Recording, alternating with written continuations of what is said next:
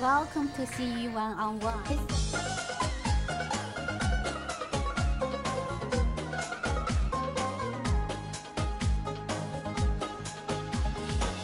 Hey hey felek saldın beni cevriye cepağa. Hey hey felek saldın beni cevriye cepağa.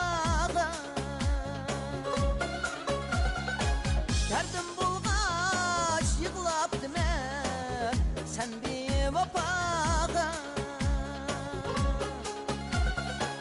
Derdim bulgaç yıkılap deme sen bir vapağa. Welcome to Xinyu One-on-One. So I'm pleased to welcome Senator Dave Marsden, who represents Virginia 37th District in the State Senate, and my co-host, Chris Mouse. Can you introduce yourself, please? Hi, I'm Senator Dave Marsden. It's great to be here. Hi, Chris. You're the first time on this show. How do you feel? It feels wonderful, and it feels great to have a distinguished guest like Dave Marsden. You know, he has deep roots here in Annandale, having grown up here. Dave went to Woodson High School, where he played basketball for legendary coach Red Jenkins. Dave also ran hurdles for the track team that competed for the 1966 state championships. But he's still young, still spry. He earned a basketball scholarship to attend Randolph-Macon College. After graduating, Marsden was a probation officer for 10 years, ran the Fairfax County's Juvenile Justice Department for 17 years. He was later appointed the first superintendent of Fairfax County's Juvenile Detention Center. Governor Jim Gilmore appointed Dave to be the chief deputy and then acting director of the Virginia Department of Juvenile Justice. Currently manages a U.S. Department of Justice program that helps locals reduce youth violence and gang activity at Development Services Group. Dave was elected to the House of Delegates in 2005 and 2010 when a special election filled the Senate seat vacated by Ken Cuccinelli's appointment as Virginia's Attorney General. Thank you again for joining us today, Dave Marsden. Thank you. Now, you predicted that Annandale, as much as it's evolved, it won't develop as fast as other areas that have access to mass transit. Can you explain why that is, and what do you see for Annandale in the future? Well, of course, that's the future. Mass transit. Our growth can't be outward any longer. We have to focus on transit-oriented development, which you see right here in the Merrifield area. High-rise hotels, apartments, commercial businesses are establishing around the metro because people need to have access to get around the area, because obviously even in the middle of the day now it's rush hour 24/7, and so we need to move in that direction. Annandale's a little bit downtown Annandale's a little bit removed from the the transit area, and I think that is something that needs to be remedied with improved rapid bus services and other means of getting to the metro stations, because we just got to get out of our cars and get into transit. How about school funding? You said good schools prop our home values. That should be our county of choice. If providing more money to the school system is still your priority in the Senate? It is. We have reduced our school funding. We're still back around 2008 levels of contribution at the state level to the schools. Fairfax County, because of its relative wealth, receives 25% of its baseline funding from the state, whereas we're responsible as local citizens to provide the other 75% of the baseline. We go much beyond that here in Fairfax. But that's the way it sets up here. Whereas in other parts of the state that are more rural, the state actually pays, instead of 25 like they pay here, they pay 75% of the baseline costs, and the localities only have to do 25%. So we need economic development in other parts of the state to be able to develop in their ability to contribute to public schools, and we need to do the same here, is to improve our economic capacity so that we can contribute more at the state level to public education. So Fairfax County this year will reduce a little bit money on the school budget. That's correct? Well, I don't know if the money's been reduced. I think in the school system this year they didn't get as much money as they projected they would need, and certainly on in the state level, is that funding has not recovered as rapidly as we would like from the recession, and we've reduced our higher ed funding to our colleges and universities fairly dramatically over the past 40, 50 years, to the point where now, although the University of Virginia is a Virginia school, I believe we're less than 10% of their budget comes from the state now, which means that they have to jack up tuition, which means college is getting less affordable for people, and students are taking on tremendous amounts of debt to get their four-year degrees. Yeah, I heard, but someone even suggests Virginia University become a private school. This is true? Well, I think there's been some talk about that. You know, certainly, I don't think anybody wants to see that happen. And you know, so we need to bolster our funding. The key to our economic development here in Fairfax is education.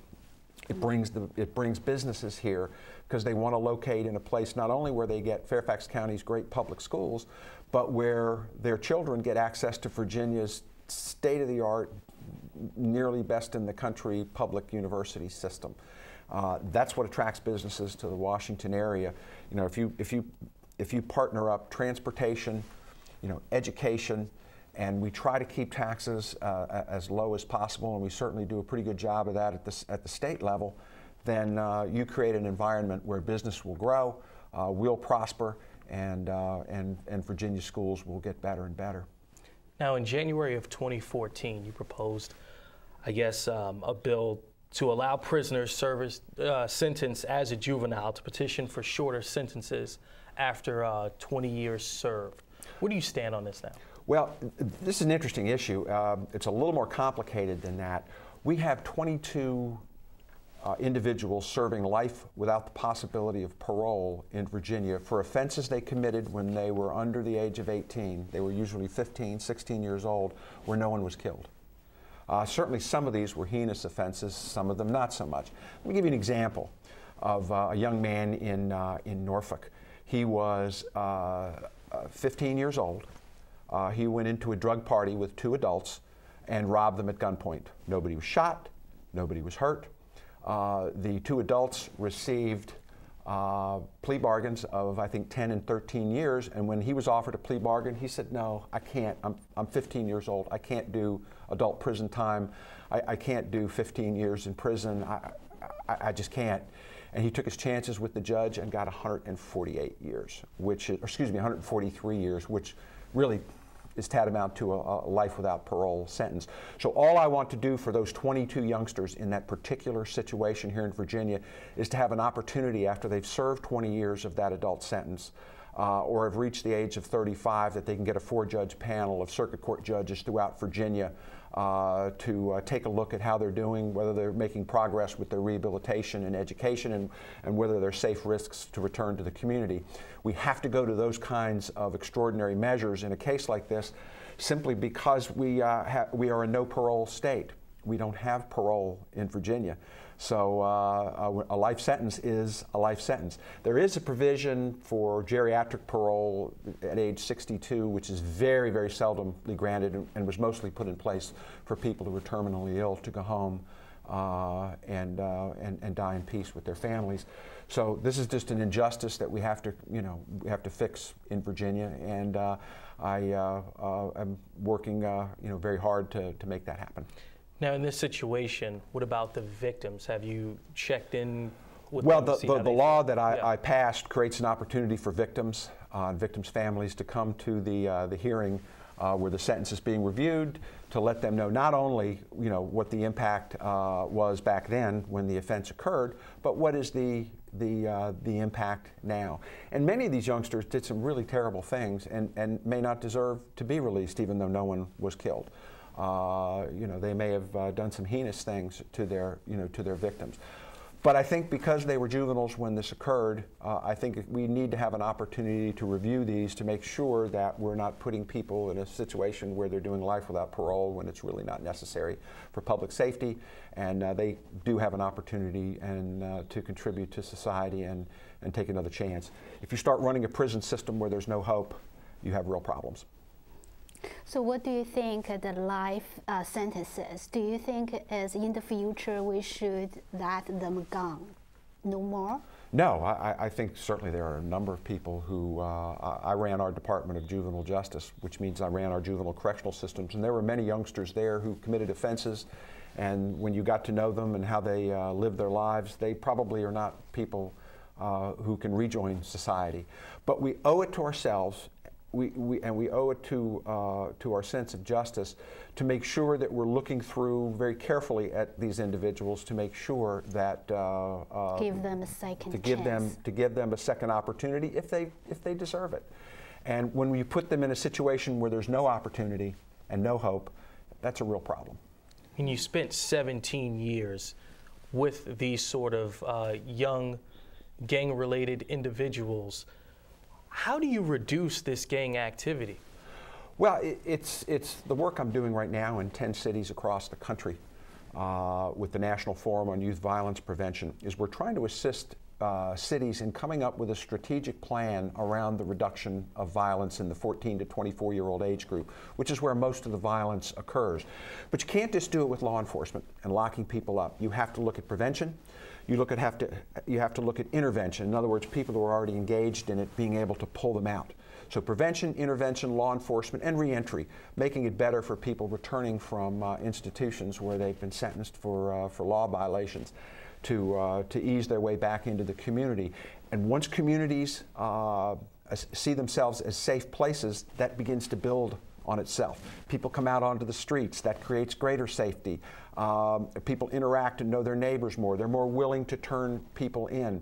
We're training police officers into better ways of treating the public so that the public has trust in those police departments so that they will turn in people. You've heard the stories. There are murders in Washington, D.C., and people who've seen them won't come forward and say that they saw it. So we need to create that level of trust and take our streets back. So you have a lot of experience like that. Why do you think the youth crime so happened very often? What is the cause? Well, young people don't necessarily have the judgment of people who are older and wiser. Certainly, youth crime has always been a difficult thing. But the good news is, since 1995, crime in this country and in this Commonwealth and in this county has dropped dramatically. When I left the Department of Juvenile Justice, we had 1,250 youngsters locked up in our 8 correctional centers. Today, we have 4 correctional centers and 600 young people locked up. Crime is down dramatically. And even in our prison system, where we entered into a period where we were sending fewer people than were being released much earlier than we thought. Because the flow of people into the prison system was being reduced dramatically. So there has been some savings there, and no one is quite sure why this all took place. It's a number of different factors, but it's good news. And Fairfax County is absolutely one of the safest places, if not the safest place to live in the Commonwealth of Virginia. The Humane Society of the United States in 2012 named you Virginia's Humane State Legislator. Can you tell us why the Humane Society presented you with this award? Well, I was honored to get that, and it's for the work I've done over the past 3 years, and that we made some real progress this year on the issue of fox penning. Now, this isn't an issue that people in Fairfax County are very familiar with, but when I started this 3 years ago, there were 41 enclosures in Virginia, 125 to 800 acres, where trappers, to get around the Virginia law against buying and selling animals, would give foxes to these pen owners in exchange for paying for their time and expense. It was kind of a ruse. And 7,000 foxes were placed in these pens in the last 6 years to be pursued by packs of dogs, sometimes in some of the larger pens up to 800 dogs at a time, to chase the foxes that were put in there. And we did a study that we finally tabulated the results on. It was an older study from about 9 years ago that they never ran the data on, and found that within the first 6 weeks or 2 months, about 50% of the foxes were killed by the dogs, 40% over the next 12 months. And then only at the end of the 18-month trial, only 10% of the foxes were alive. And the owners of these pens were claiming that, we don't kill foxes, our dogs don't kill foxes. That's not the purpose of this sport. But foxes belong to all of us. Virginia's wildlife belongs to all of us, and it can't be appropriated for people's entertainment. So we have a bill this year that's declared it illegal. We've given the people who are operating currently the pens, I didn't want to take people's livelihoods away from them, but they're still able to operate for a number of years. But slowly but surely, one of them is, we're already down to 36 of these facilities. Slowly but surely, Virginians are going to abandon this rather gruesome sport, and we're hoping sooner rather than later. What about the other animals? What is your core value on the animal protection? Well, I think it's more about human responsibility than it is just protecting animals. Certainly, we all go to McDonald's. Most of us, do eat meat. But the question is, what kind of people are we? How do we take care of the animals that are placed in our charge? We have a Department of Game and Inland Fisheries that's responsible for our wildlife, and we need to assist them and give them the laws they need to make sure that people are not abusing animals in the wild, and that we passed legislation this year that Senator Chap Peterson put in to make sure that animals that you buy from pet stores and what have you, is that you have the protections to know that these animals were healthy and not diseased when they were sold to you. We need to do something to deal with these puppy mills that create large numbers of puppies in rather bad conditions to sell them to us. It says more about us as people, and that's what we need to do, is to aspire to our better angels and take care of the creatures that have been placed in our control. How important do you think it is to be in front of this? Because in the state of Virginia, there was an issue before where it became very public with Michael Vick and dog fighting. But when you're ahead of an issue like this, before it becomes some massive public issue, how important is it to be in front of it? Well, it clearly is, and certainly, fox penning was not as gruesome and awful a business as dog fighting in a 10-foot by 10-foot pit, or in cockfighting. But clearly, when you introduce hundreds of dogs into a fenced-in enclosure with electrified fences, with foxes who've been placed there for the sole purpose of being pursued, you can expect combat. So in a sense, what it was animal fighting. And it's just something that a modern society can't tolerate. We can't make progress in Virginia until we move forward in ways where we show our responsibility and our humanity. And we can't just continue to say, well, that's our culture. We've always done these kinds of things. It's not acceptable anymore. This is a modern world, and we all need to get on board with appropriate behavior and being responsible for the animals that our Commonwealth is charged to protect. That's a human entity, I think so. What is your stand on the gun control or gun bear criminal history check? Well, very clearly, I'm in favor of the Second Amendment. I think people have a right to protect themselves, in their homes. There's no question. But I think the big problem we have is that at commercial gun shows, either of you could go into a commercial gun show, pay your $5 or $10 or $15 entry fee, and go in and take weapons inside, put them all over you and say, for sale.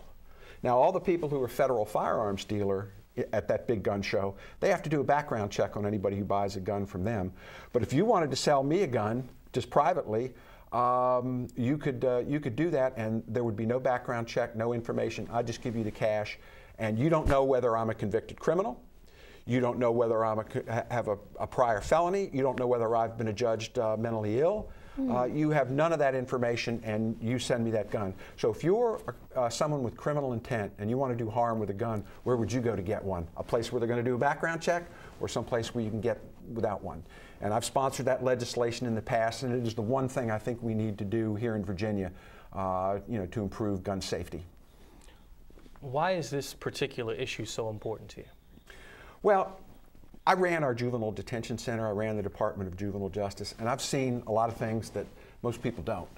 I've had the conversations with the parent who says, that gun's been in the top of the closet for years, he's never touched it. Well, when you bought it, he was 2 years old. Of course he's not going to touch it. But the problem is people buy guns very often for good reasons, for family protection. You know, the father says, I travel, I work late at night, I want my family to be protected, and they buy that gun. And that's a perfectly valid reason. But what happens is that gun stays in the top of the closet or in the dresser or wherever it is you keep it, and you never anticipate the day that that sweet little child that was just born to you was going to be 16 years old, emotionally disturbed and drug addicted, or that your wife is going to develop bipolar disorder, or that your alcoholism is going to get out of control. If you have a gun in your home, the latest statistics out, it is 12 times more likely to be used against a family member than against an intruder. So you're taking a risk. It's a risk that you have a constitutional right to take, but I think we need to do everything we can to make sure guns stay out of the wrong hands. Do you think this legislation should be related to like mental health reform, something like that? Because if someone has a mental health problem, that gun could be very dangerous. Well, certainly it could, and especially when you can buy one without having to show that you've never been involuntarily committed for a mental health disorder. But certainly we've made a little progress this year. We have a lot to do to improve mental health in this Commonwealth, but it's very difficult to spot among those who are going through mental health problems which ones are likely to become violent. Or which ones are likely to become suicidal. You know, it could certainly happen to anyone at any time to have those suicidal thoughts. My good friend Senator Creed Deeds went through a terrible tragedy in Bath County with his son who slipped into either bipolar or schizophrenic break and was not in touch with reality when he stabbed his father and killed himself. The issue is we need to recognize and deal with guns as a public health problem. It's not different than controlling a contagious disease or anything else. You don't eradicate it, you don't eliminate it. We have a Second Amendment right to have these weapons, but you get the education out and you have the laws in place that that protect us, but don't inhibit somebody from being able to protect themselves. It's a tough line to walk sometimes. I think I totally understand. If, for example, Virginia Tech is was a student made a crime, killed 37 people. If I'm correct. So I think, do you think the guardians or parents should report if kids has some like a son like that? Because well, who do you report it to? You can't pick up the phone and call the police and say, I'm really worried that my child is going to become homicidal or suicidal. And they say, well, take him to a mental health facility. And you can get them involuntarily committed, and the police will help you in that process in terms of picking the person up if you've gotten a warrant for them to be detained. And that's the circumstance, and once you bring them to the hospital, they have 8 hours to find an appropriate bed for them, if indeed they are adjudged to be a danger to themselves or others. And but it's a cumbersome process.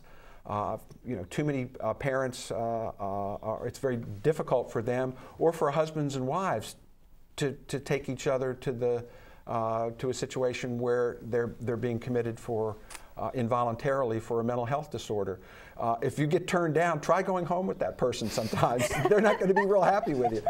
So there's a lot to be done in that area, and certainly there's a lot to be done to prevent violence through mental health.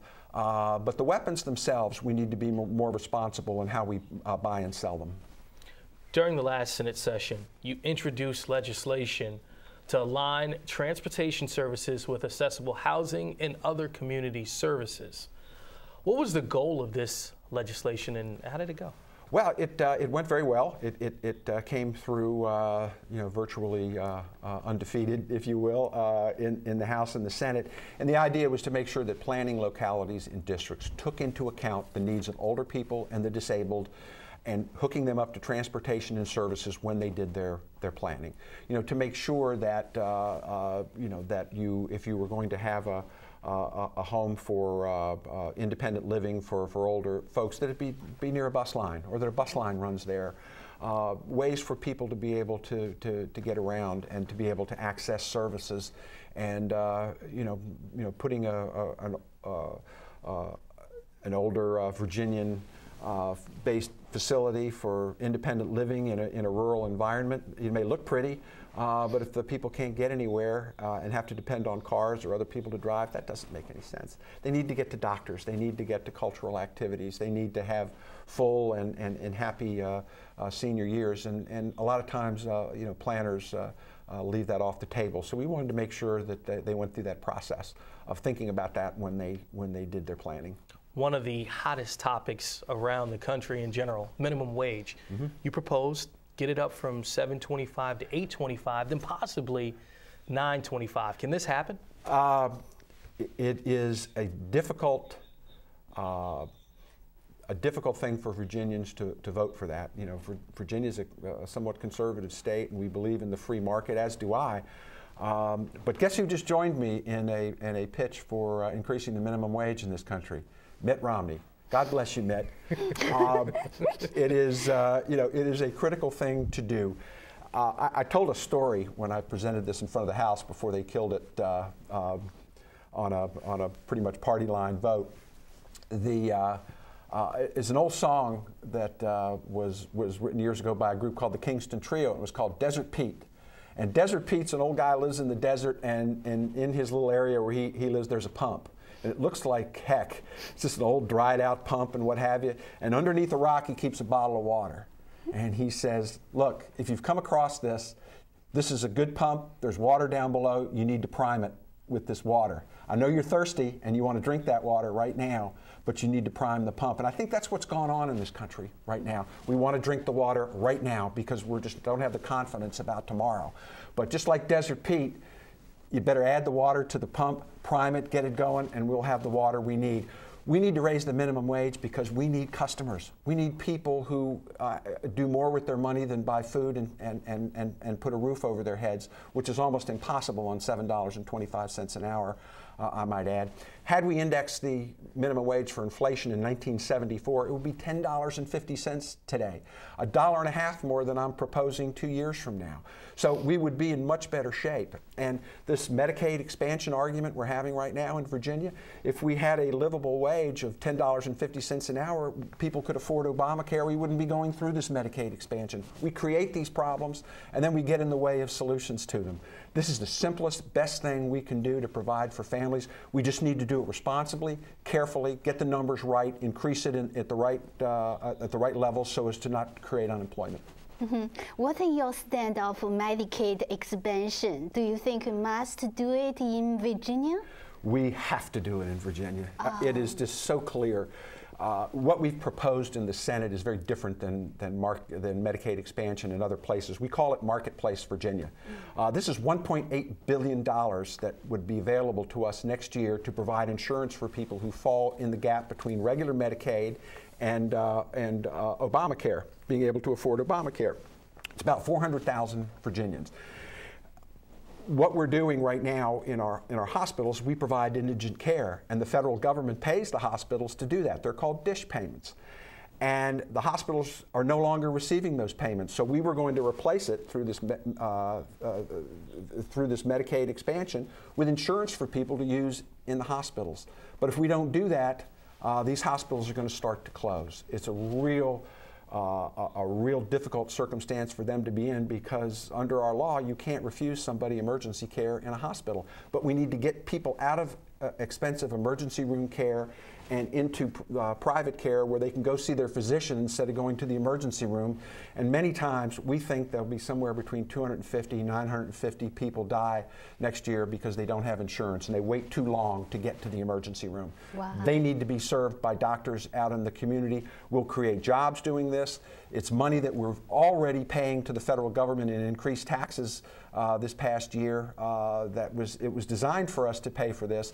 Why we don't want this money back and why my fellow legislators in the House of Delegates are refusing that is sometimes beyond my comprehension. Wow. But it is the right thing to do, and we need to get this done this year. Wow, thank you so much for your good point. We must call for Medicaid expansion. Thank you for your time. We will wrap up.